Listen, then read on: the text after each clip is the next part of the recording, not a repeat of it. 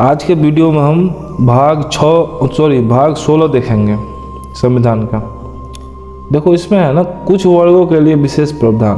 पहली बात कि भाग 16 की चर्चा अनुच्छेद 330 से लेकर के 342 तक है। कहाँ तक? अनुच्छेद 330 से लेकर के 342 तक भाग 16 की चर्चा है। ठीक, देखो 330 में क्या है ना, लोकसभा में SC/ST के लिए सीट का आरक्षण। ठीक, SC को लोकसभा में 84 सीट और ST को 47 सीट मिलता है।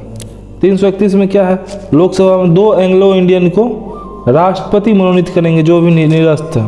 330 में लोकसभा में SC/ST के लिए आरक्षण, 331 में एंग्लो इंडियन को लोकसभा में आरक्षण जो भी निरस्त है।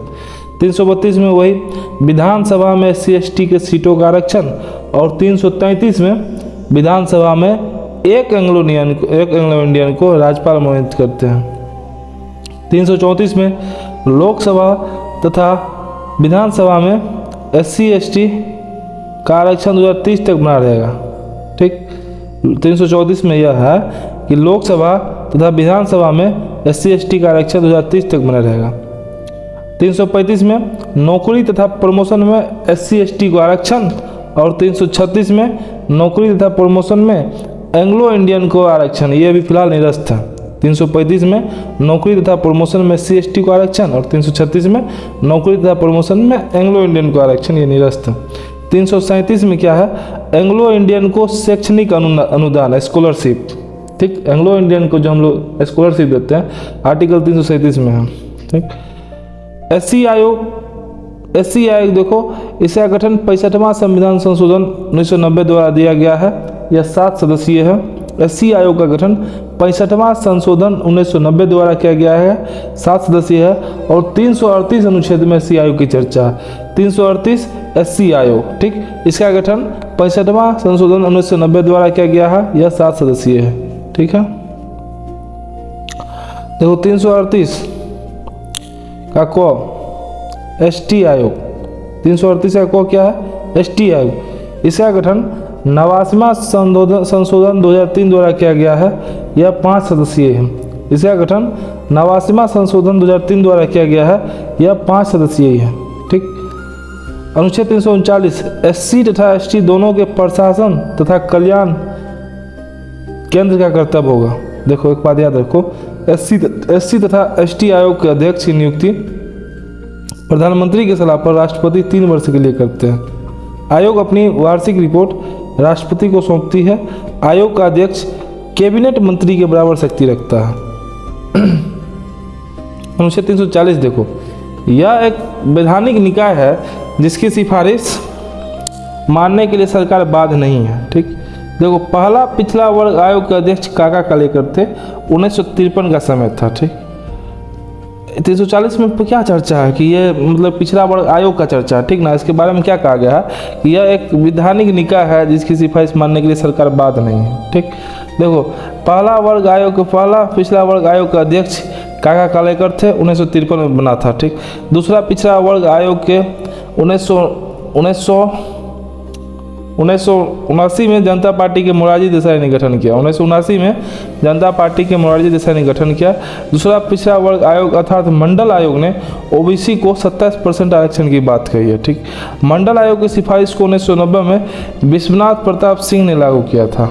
ठीक है ना, 1992 में सुप्रीम कोर्ट ने कहा कि OBC को आरक्षण आर्थिक दृष्टि से पिछड़ा होने पर दिया जाएगा, अर्थात इकोनॉमिकल बैकवर्ड कास्ट के आधार पर दिया जाएगा। हाँ, पहला देखो काका कालेकर, दूसरा मंडल आयोग मोरारजी देसाई के समय आया था। रिपोर्ट BP सिंह के समय दिया था, OBC को 27% आरक्षण। ठीक, देखो अब क्या है ना, OBC में भी के 2 प्रकार होते हैं। ठीक, एक होता है क्रीमी लेयर जिसका सैलरी 8 लाख से ज़्यादा होगा वो क्रीमी लेयर में आ जाएगा। नॉन क्रीमी लेयर जिसका 8 लाख से कम सैलरी है वो नॉन क्रीमी लेयर में आ जाता है। ठीक, अनुच्छेद 341 देखो, SC कौन कास्ट को SC तथा कौन कास्ट को SC में शामिल किया जाना है, राष्ट्रपति का काम है संसद की सलाह पर। ठीक, 342 में क्या है, तो 342 में क्या होता है ना, हमको लगता है 342 में ST का चर्चा है। ठीक, ST जाति का चर्चा है। मतलब किसी जाति को राष्ट्रपति एसटी जाति में घोषित करेंगे। ठीक, देखो हुआ क्या था ना ब्रिटिश काल में कि भारत की जनजातियों को अपराधी घोषित कर दिया था। अंग्रेजों ने इसकी ज़मीनें छीन ली थी। स्वतंत्रता के बाद भारत सरकार ने 31 अगस्त 1952 को इन्हें अपराधी की श्रेणी से हटा दिया, जिस कारण ये जनजाति 31 अगस्त को स्वतंत्रता दिवस मनाते हैं। सुप्रीम कोर्ट ने इसके लिए ओबीसी में 2 श्रेणी बना दी। किसके लिए? क्रीमी लेयर के लिए। देखो क्रीमी लेयर की बात हो रहा है ना, ये तो बता दिए थे। मतलब इसमें क्रीमी लेयर, इसमें वैसे ओबीसी आते हैं जिसके परिवार एक सालाना 8 लाख रुपए से अधिक है, इन्हें मंडल आयोग का 10% आरक्षण नहीं दिया जाएगा। नॉन क्रीमी लेयर इसमें आरक्षण दिया जाएगा। ठीक, देखो ओबीसी को BC1 था BC2 में बांट सकते हैं। एससी ने किन्नर या हिजड़ा को थर्ड जेंडर में रख दिया। सुप्रीम कोर्ट ने किन्नर या हिजड़ा को थर्ड जेंडर में रख दिया और 2014 में उन्हें ओबीसी जाति में रखा है। ठीक है, अब देखो अनुच्छेद 341 में क्या था, किसी जाति को राष्ट्रपति SC शेड्यूल कास्ट घोषित कर सकते हैं।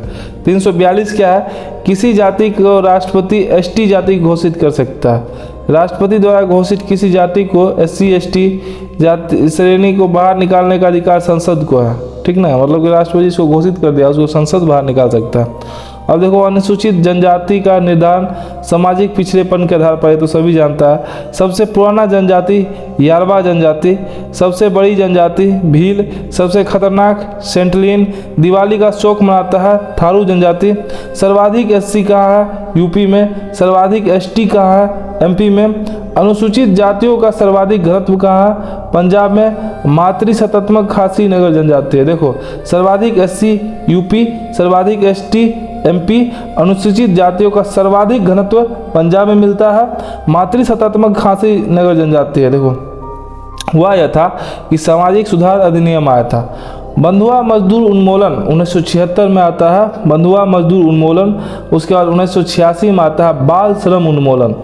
बंधुआ मजदूर उन्मूलन 1976 में, 10 साल बाद बाल श्रम उन्मूलन आता है 1986 में। उसके बाद आता है अल्पसंख्यक आयोग 1992 में, पिछड़ा वर्ग आयोग 1993 में। अल्पसंख्यक आयोग 1992 में, पिछड़ा वर्ग आयोग 1993 में। निःशक्त जन आयोग आता है 1995 में। निःशक्त जन आयोग आता है 1995 में। निःशक्त जन आयोग आता है 1995। देखो बंधुआ मजदूर आयोग 1976 में, बाल श्रम उन्मूलन 1986 में, अल्पसंख्यक आयोग 1992 में, पिछड़ा वर्ग आयोग 1993 में, निःशक्त जन आयोग का आता है 1995 में। अल्पसंख्यक का निर्धारण धर्म तथा भाषा के आधार पर किया जाता है, जबकि आरक्षण जाति के आधार पर दिया जाता है। ठीक है, इतना बात याद रख सोनी के काम हो जितो।